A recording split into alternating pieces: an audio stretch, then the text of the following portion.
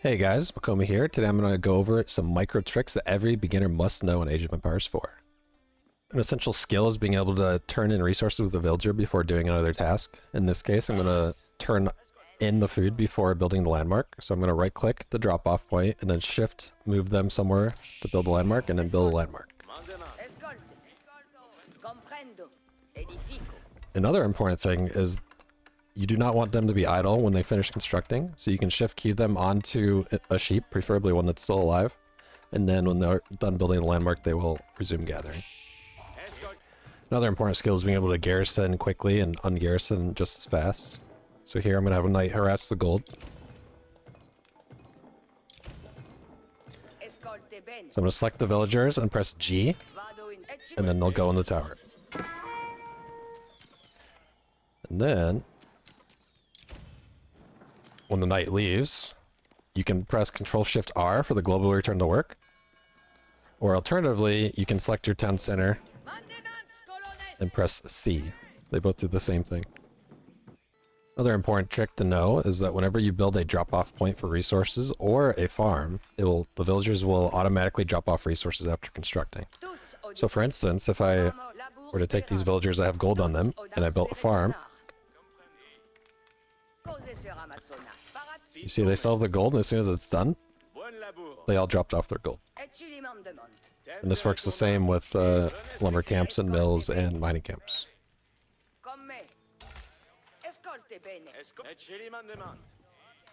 So if these guys have gold, and I built a new mining camp, for instance, you'll see that they will drop off the gold on completion. So this saves you the effort of having to manually turn in resources when you go to a new resource area.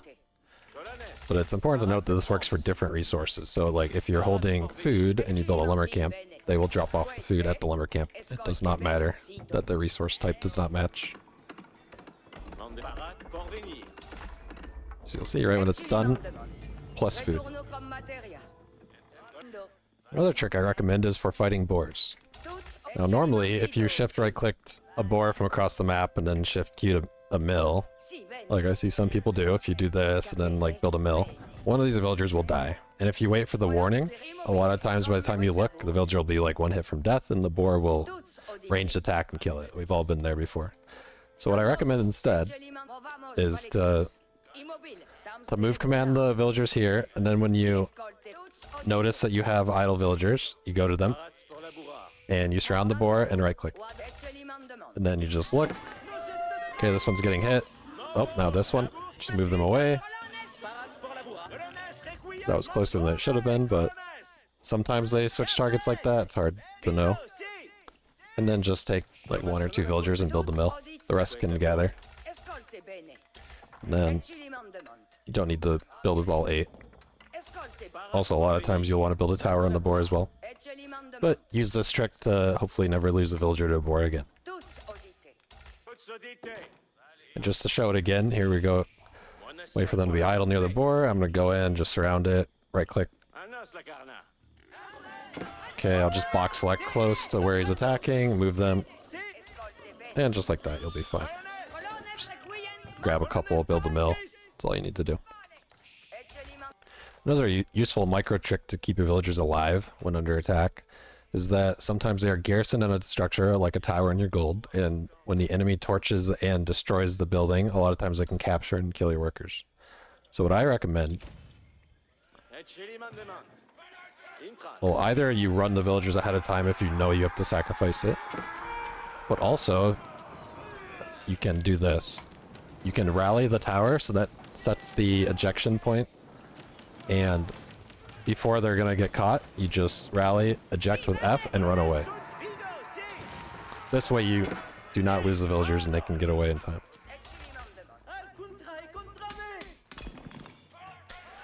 It's important to note that if a tower dies without you ejecting the villagers first, they will naturally spawn on the upper right, no matter what. So like if a town center dies, they'll spawn here. If a keep dies, they're in the same spot. Tower, same thing.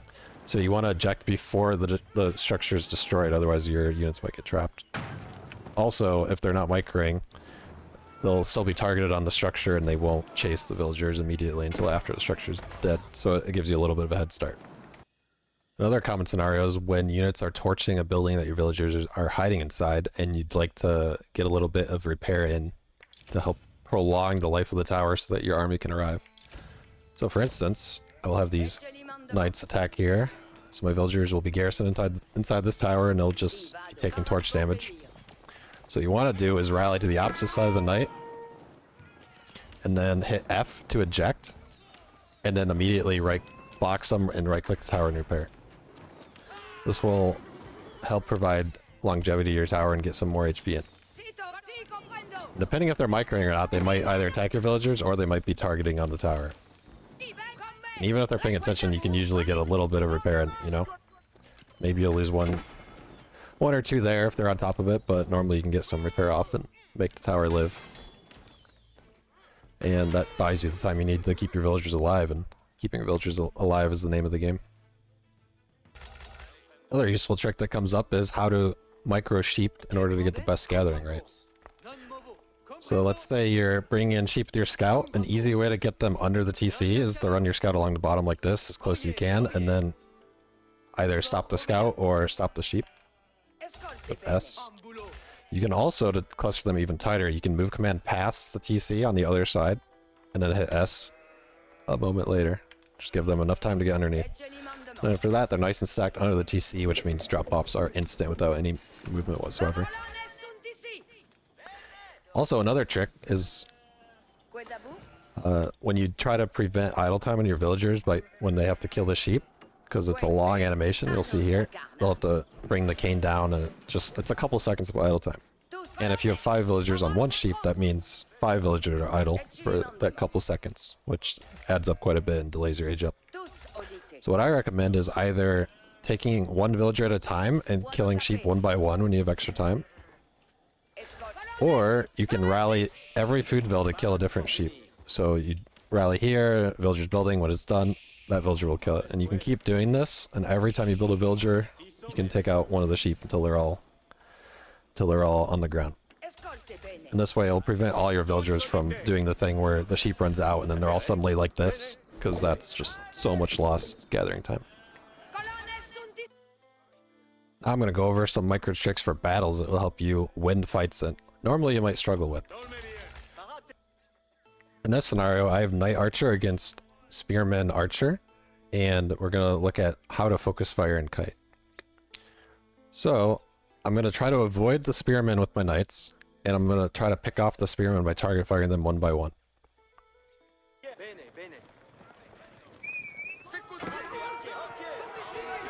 So you can move command and then A click, and every time a spearman falls. Then once the spearmen are thinned out, the knights can go in and fight the archers.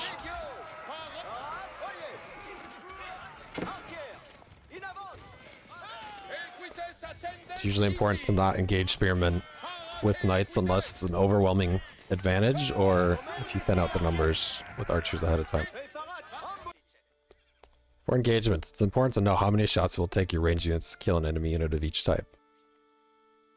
For fighting crossbowmen against different armored units, the amount to one-shot a unit will vary. For instance, against man-at-arms, we do 21 damage against 4 armor, so that's 17 damage a shot, and they have 155 HP, which if you take 155 divided by 17, it will take 10 shots. So I'm going to start with 9. So if I take 9 and shoot, it lives a little bit, so you need 10. So in kiting, it's very important to have the amount of one shot, so that you can shoot one unit at a time and just A click, and every shot you're just taking out a new unit, which is very huge. Essentially, if I had one less crossbowman in this kind of micro, I'd be half as effective because the second volley would just overkill. So it's very important to have this breakpoint. And then every volley is a kill, which makes the micro way more worth it.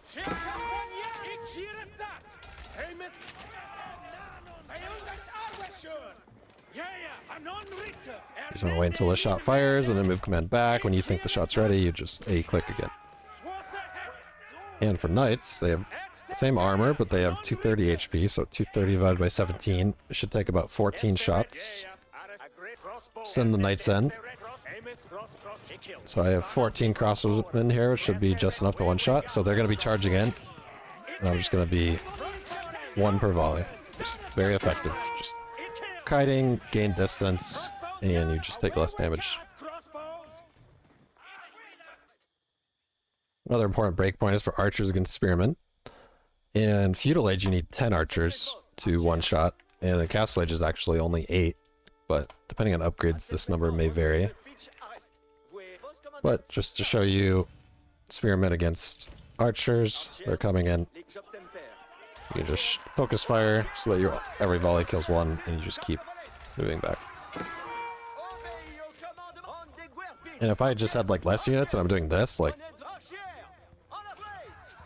it just, if you don't have enough to one shot, it's just half as effective, really.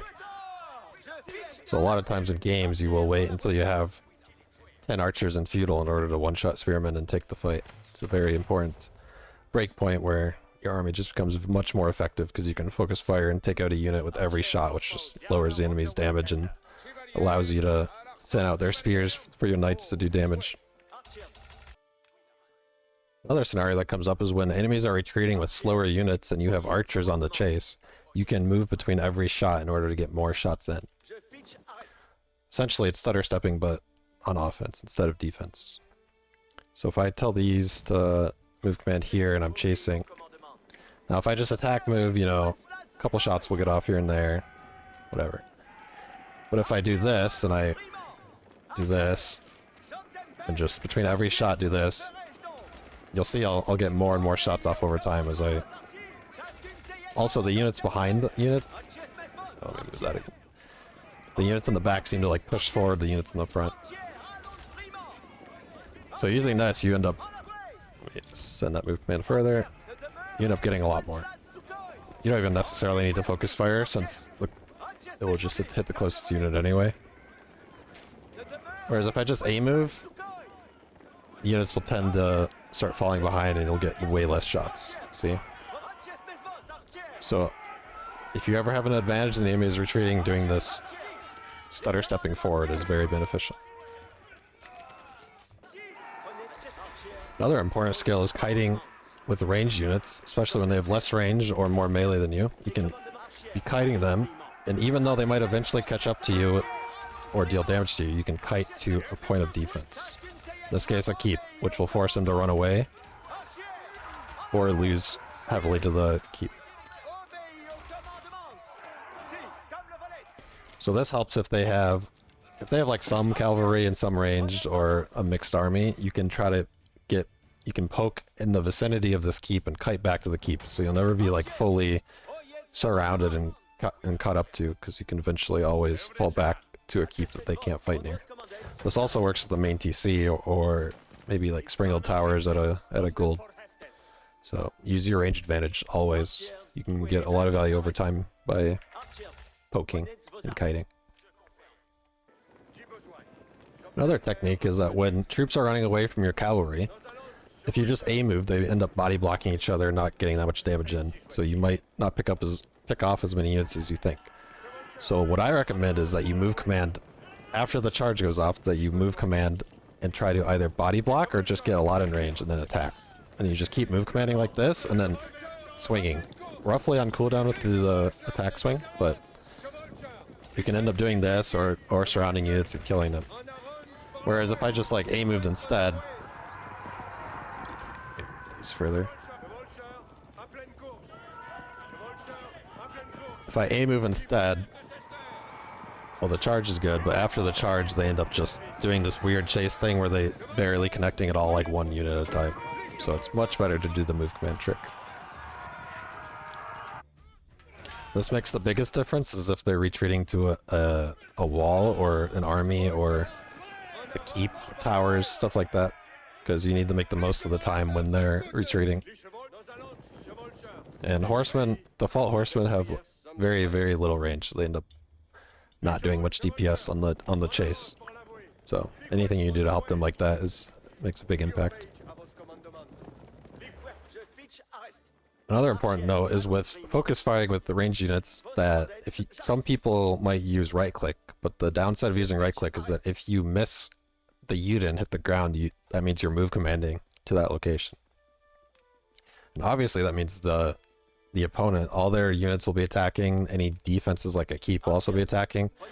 So if you try to focus fire by right clicking, you'll end up just move commanding and then being shot at. And if you don't notice this in time, let's say you look away, it is extremely bad. So I'd recommend for focus firing to always use A click. And that way, even if you miss, it's just an attack move on the ground and they'll still shoot. But if you hit your target, then you'll focus fire that target and everything's good either way. But you definitely don't want to be right clicking because misclicks will just lead to mistakes. Another important thing to do in engagements is to make sure that if cavalry is about to flank your ranged units or to get on top of you from behind, that you move your spears into position to block them. So for this case, I'm gonna... How you micro this is that you would control click your spearmen or have a hotkey for them, and you move command them into position to block, and then you can A move after. So I'm gonna tell the A move to AI to A move here. I'm like fighting, and I'm like, oh, Cav is coming down here, so I control click the spears and move them over here, and then A move. And that way, spears are fighting horses and not the other stuff. So you want them guarding your range against Cav, and that will help the fights go way more in your favor. And then also, once you do that, you can maybe micro archers on the spearmen, or archers on the crossbows, or crossbows on the man-at-arm or knights, you know. Pick out the counter unit and micro it. But just move commanding your spearmen closer to your range and then attack moving helps a lot.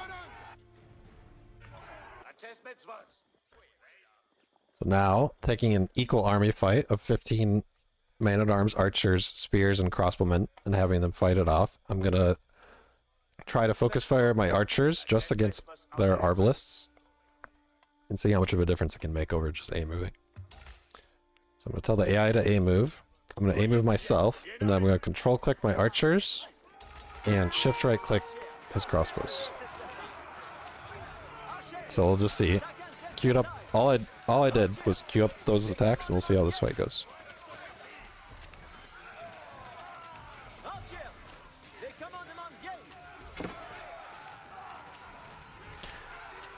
So if I can take out his crossbows in time, then my man-arms will stay alive a little bit longer, and while my crossbows are safe and taking his man-at-arms out.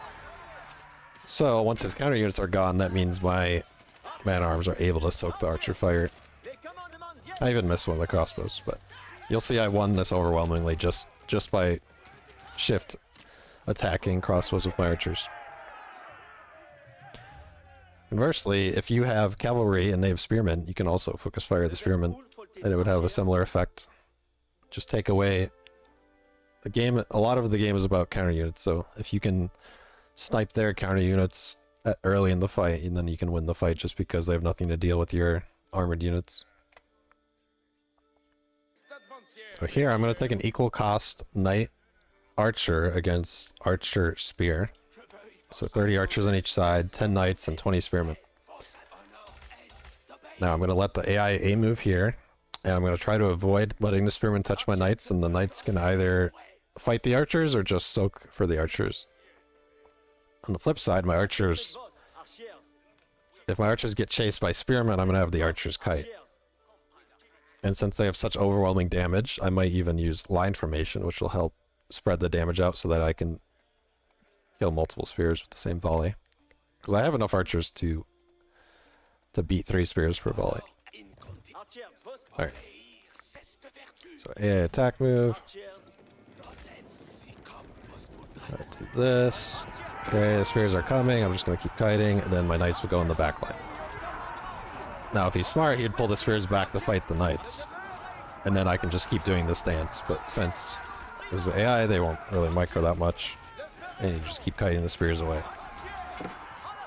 However, even if he pulls back the spears, your archers will still have free picking. So he's forced to micro his archers to shoot spears, or he's forced to micro his archers to shoot your archers.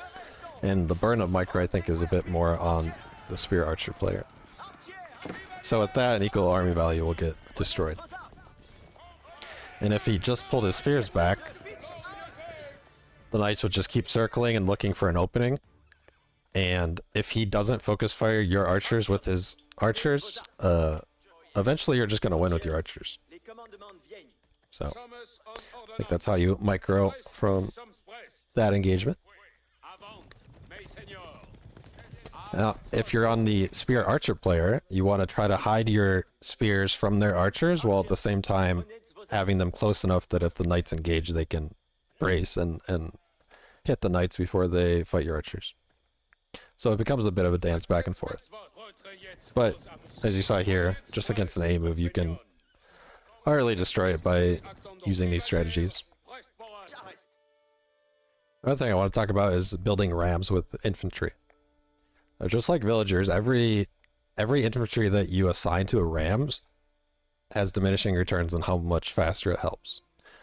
So, for instance, 1 villager versus 4 villagers will build it twice as fast. So with quadruple the villagers, twice as fast.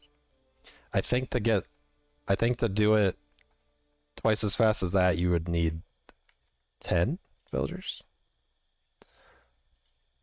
So the idea is it has diminishing returns. So you're better off splitting up infantry to each ram. So if you're trying to build 5 rams, you want to start all 5 and not queue them up so that they do one at a time.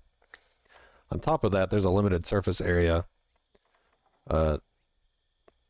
around the rams, so only so many units can reach it anyway. However, there is a way, if your infantry are clumped like this and you build a ram inside of it, more, like, they'll be inside the ram and still building it, so you can get more building a single ram that way. So if you're just building like 1 ram, you can do it inside here, and that'll get one of the fastest rams you can make. I'm going to tell this one to build the ram inside and this one to build it outside. So I'll do this and then this. Slightly off, but you get the idea. So you'll see here,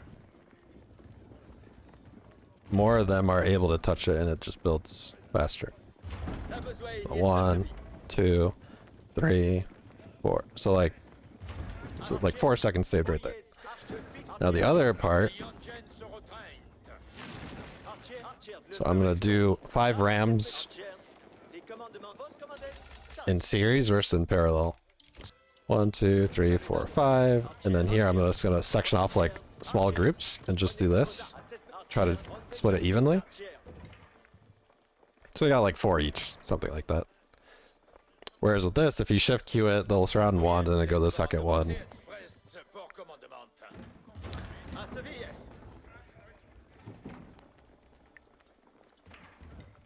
So you'll see they'll build the first ram quicker, of course, but these are all getting close to finishing, and this one is only really built 2.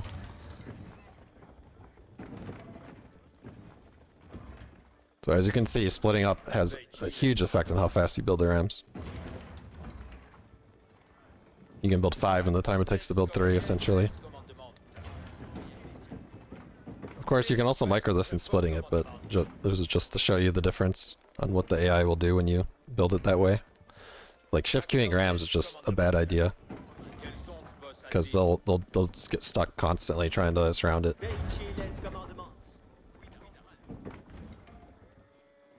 And you can see they're still working on it. It's a massive difference. And they're finally done. So thank you for watching. I hope you enjoyed these micro tricks and hope they help you out in your games and help improve your gameplay. I'm also going to be doing another video later with more pro micro tricks and tips involving more realistic battles and how to navigate the more complicated situations, as well as some more high-level micro tricks that are a bit harder to pull off. So with that, thank you for watching. please hit that like and subscribe. Leave a comment down below. It helps a lot. Let me know what kind of videos you want, what ideas you have, and appreciate it.